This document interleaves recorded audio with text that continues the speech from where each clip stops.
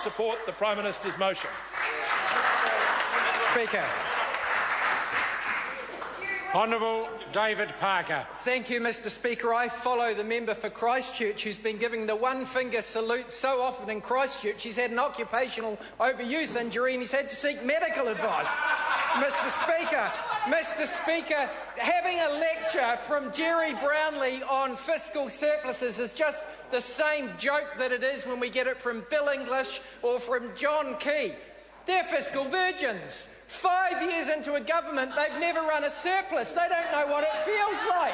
Mr Speaker, we did that every year. The first year of our government, the second year of our government, the third year of our government, the 8th year of our government, the 9th year of our government. Every year we ran a surplus. We know how to balance the books. We know how to run a surplus. So we don't take lectures from the National-led government implying or saying otherwise. Mr Speaker, this is a disreputable government, increasingly desperate to hang on to the baubles of office. We've got them propped up on the one hand by John Banks, in the dock for electoral fraud in the National Party, hanging on his vote. He only got here because of the Tea Party stunt that was orchestrated by the Prime Minister that he should be ashamed of. On the other side, we've got Peter Dunn, who the Prime Minister didn't believe and stripped of ministerial office merely months ago. This year, because of the desperation of the National Party, is brought back into the ministry. So much for those higher standards from the Prime Minister. Not only that, they're giving him a soft deal once again in a hurry at Belmont in order to try and take advantage of the MMP rules that this disreputable government has twisted again for their own benefit. MMP review recommended the one-seat lifeboat be removed. National ignored it. We see why. Now there are soft deals available all throughout the country as this desperate national government tries to cling on to power. The polls are against them. They know that this election looks like it's going to go to the opposition parties, and so they're trying to twist MMP to their advantage. Now, the cronyism doesn't just end in Parliament. We've got crony capitalism rife in this country. Last year, it was all over the news, and this National-led government will try and make New Zealanders forget about this year, but we're going to remind them.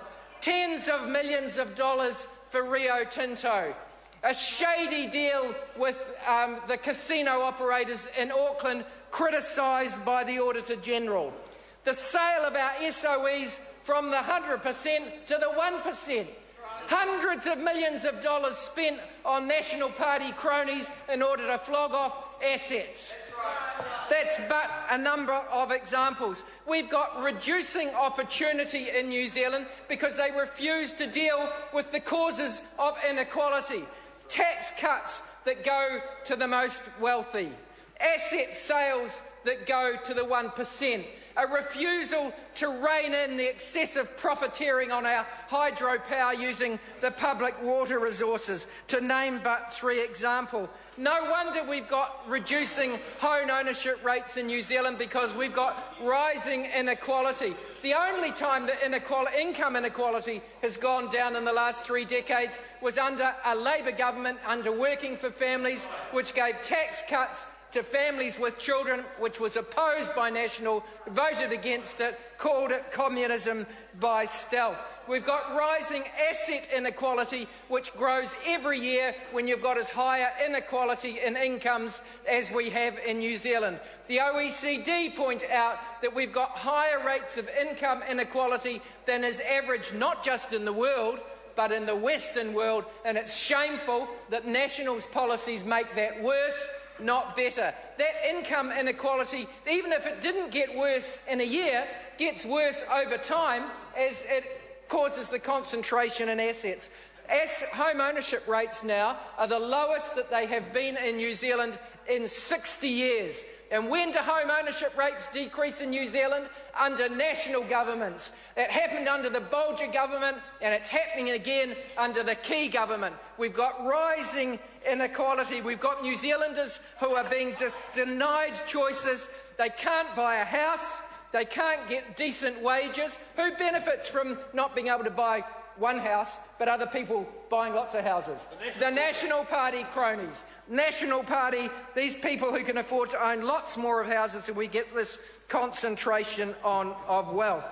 Mr. Speaker, not only that, we've got people in insecure work, we've got wages for the bottom end not keeping pace in the way they do at the top. I heard the Prime Minister crying, or the Minister of Finance saying they're doing well on wages. Well, for the past 5 years, real wage growth has been less than 1% per annum, if you're an average wage earner. What's happened to CEO pay? In 2010, it was 21.9 times the average pay. Now it's up to 26 times the average pay just 2 years later. That was 2012 figures. So over 2 years, international CEO pay goes up hugely while ordinary New Zealanders' wages stay static. We've got rising rates of inequality. We know that the expert advisory group to the Children's Commissioner, an arm of the government, said that 1 in 4 children live in poverty. The government's willing to spend another $3.5 billion over the last 5 years every year from now on superannuation, but they say we can't afford more money for the Best Start program for children. Shows where their priorities lie. Tax cuts for the wealthy, universalism for superannuation, but an objection to universalism of support for children. Mr. Speaker, they can't have it both ways. They can't tell us that the economy's doing well, but then tell us we can't afford money for children in need. And the policies that have been brought forward by Jacinda Ardern and Annette King and Sue Moroney and Chris Hipkins, all announced by David Cunliffe on Monday, they really are a holistic solution to intergenerational welfare dependency, to income support for those who need it, for early interventions through Plunkett, for better education. It's a very sophisticated package that the Labour Party is proud of. They send the chief spinner of the National Party, Stephen Joyce, out to criticise the numbers, and once again, he's wrong. We have dumped our earlier policies on GST off fresh fruit and vegetables and first $5,000 tax-free. Our fiscals are clear that we collect more money from a capital gains tax and a higher rate on the highest earners in New Zealand. Having collected that additional revenue, having abandoned some of those other expensive policies, we've got more than enough headroom to run surpluses and fund this package. Yeah, that's right. The National Party say they're going to introduce a pale version of paid parental leave and some other changes. But for when we do things, it's called bribery. For when they give tax cuts to the wealthiest in society, disproportionately benefiting, for when they refuse to close the tax loopholes that the OECD criticises, both increasing inequality and making the economy go slower. No, that's not seen to be some sort of preference for a sector of society. No, they say that that's fair. Well, we don't think it's fair that the wealthiest people in New Zealand get free capital gains free of any tax. Neither do we think it's fair that some of the multinationals that plunder the New Zealand economy, like Google, like Apple, like Facebook, that take hundreds of millions of dollars out of the New Zealand economy, competing with New Zealand-based companies and pay virtually no tax. We in the Labour Party, we're willing to move on that, but the government isn't, because once again, they are preferring the interests of the wealthy. They're not willing to take on the multinationals, despite the fact that there is a glaring unfairness there, that they should pay their fair share of tax too, which they don't, and that there are mechanisms that could be used. Mr. Speaker, returning to the Best Start package, I'm proud to be part of a government that says the fair allocation of resource shouldn't all go to the wealthy.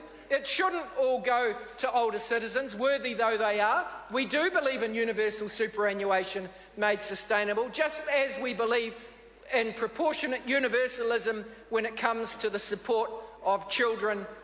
It is a disgrace that in New Zealand we have 1 child in 4 living in poverty. It is one of the reasons, and it is only one of the reasons, I don't pretend it's the only reason, that we've got declining educational standards in our compulsory sector in school. It is a major reason, if not the only reason, And, Mr Speaker, we in the Labour Party are absolutely up for fixing that problem.